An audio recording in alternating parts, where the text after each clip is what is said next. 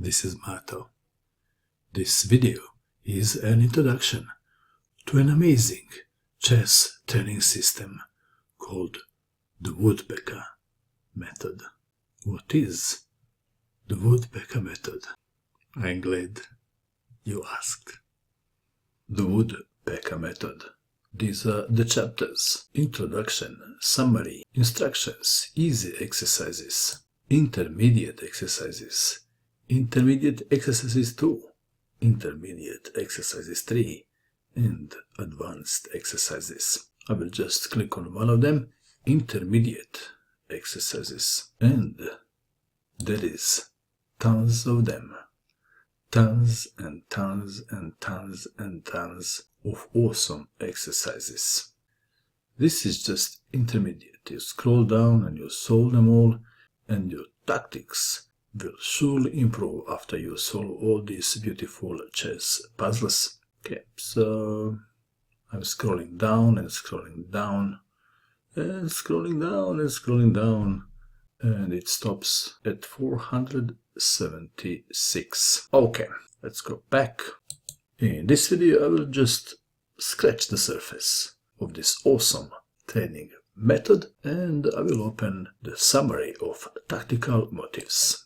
Okay, let's go through a few of these. I will click on shutting in. It is black to move. What would you do? Please pause and find the best move for black. There is a forced win. Can you see it? It's starting with rook takes on h2 check. The only move, king takes rook, and there is checkmate in one. Rook to h8 checkmate. Black would have been lost without this resource. Next exercise, the magnet. It is white to move. This is a position from a real game between Ney and Petrosyan, played in 1960. What would you do in this position if you had white pieces? The theme is, and the first move is, queen to g8 check. Black must take. And now there is a double check. Bishop to e6, double check. King to h8, and there is checkmate in one.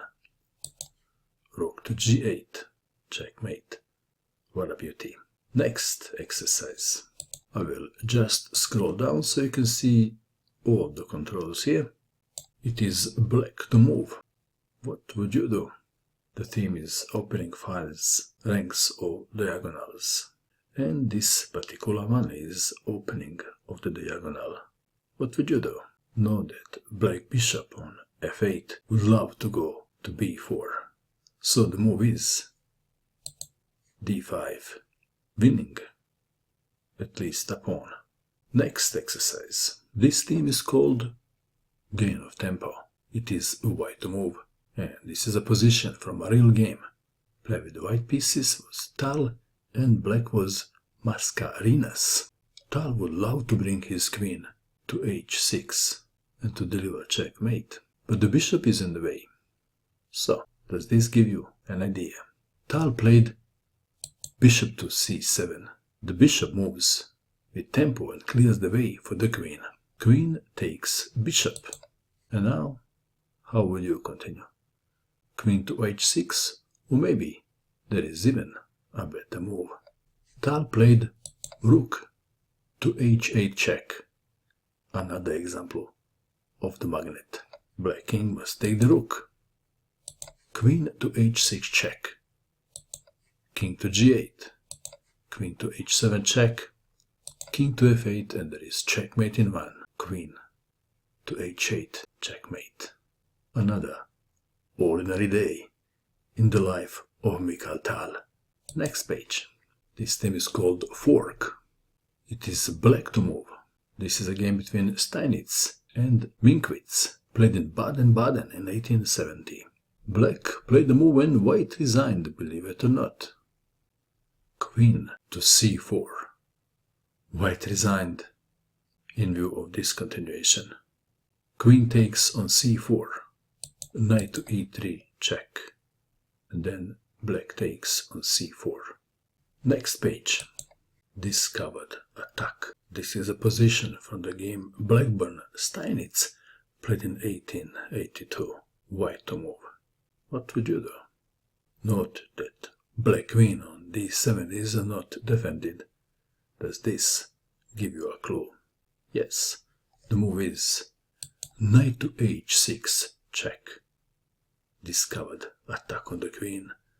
After pawn takes knight, queen takes on d7. Black resigned. Next page. Pin. Pinning and winning.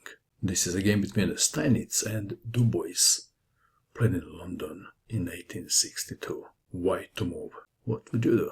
Steinitz played e5. If the bishop moves, queen takes on d7.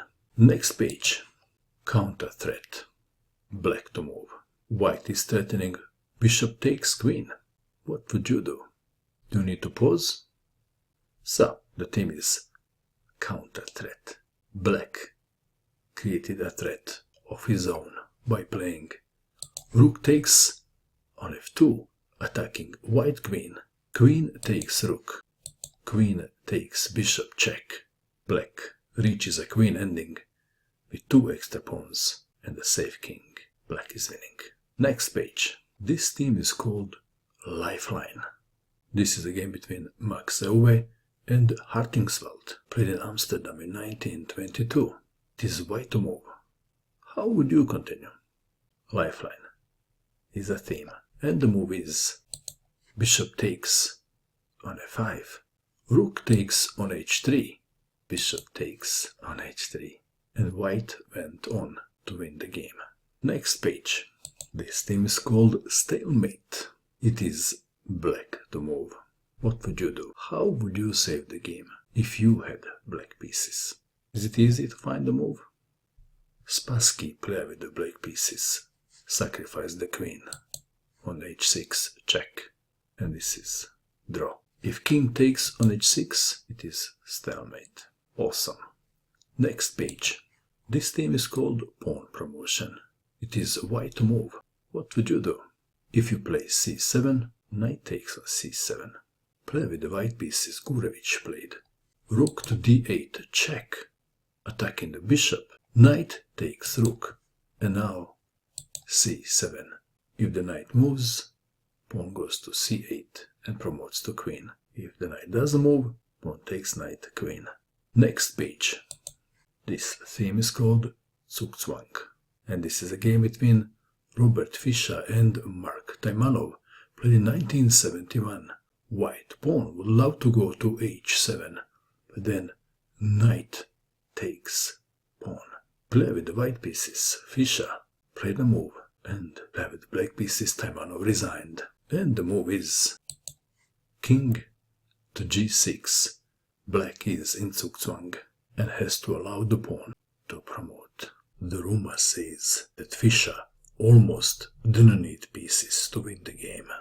Of course, there was one greater player than him who didn't need pieces to beat people, and his name is Chuck Norris. Well, the Woodpecker method is packed with tons of awesome chess exercises. Of course, we can't go through all of them in this video, but if you do go through all of them, you're going to do yourself a favor. Your chess will improve big time. Please click on the link below the video and start using this awesome training system right now.